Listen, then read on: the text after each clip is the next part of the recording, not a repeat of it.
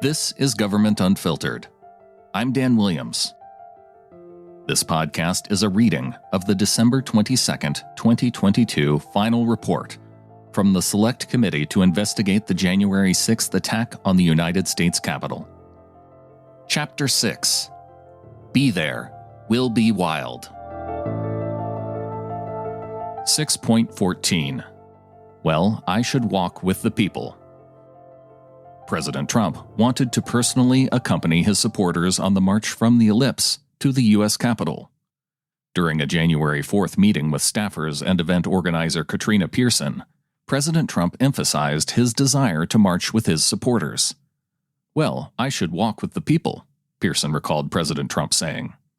Though Pearson said that she did not take him seriously, she knew that he would absolutely want to be with the people. Pearson pointed out that President Trump did the drive-by the first time and the flyover the second time, a reference to the November and December 2020 protests in Washington, D.C. During these previous events, President Trump made cameo appearances to fire up his supporters. Now, as January 6th approached, the president again wanted to be there, on the ground, as his supporters marched on the U.S. Capitol.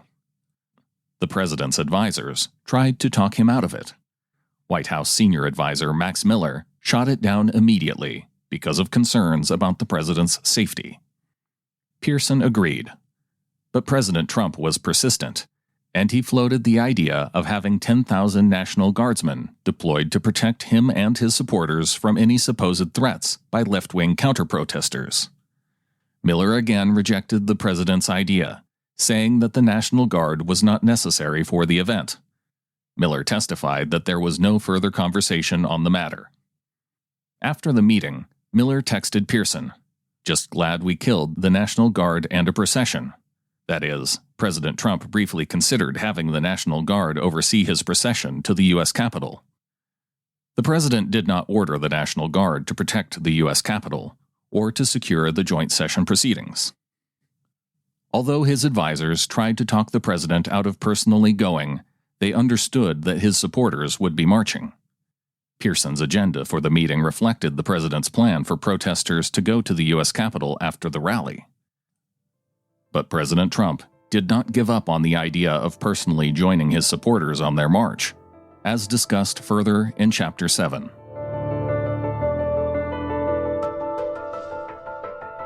Episodes of Government Unfiltered are created based on the value for value model. I create the episodes, and you can decide what it's worth to you. If you prefer to listen through the full chapters rather than the individual chapters, supporters at patreon.com/timberlanemedia get exclusive access once they're completed. Thank you to associate producer Jay Bernhard and all of the insiders who provide support there. You can also support the effort at governmentunfiltered.com by clicking the support button for a one-time donation. And you can click the contact button and ask for an address if you'd prefer to mail a check. Follow the show on Twitter at govunfiltered or on Facebook at facebook.com/governmentunfiltered. Thank you for listening.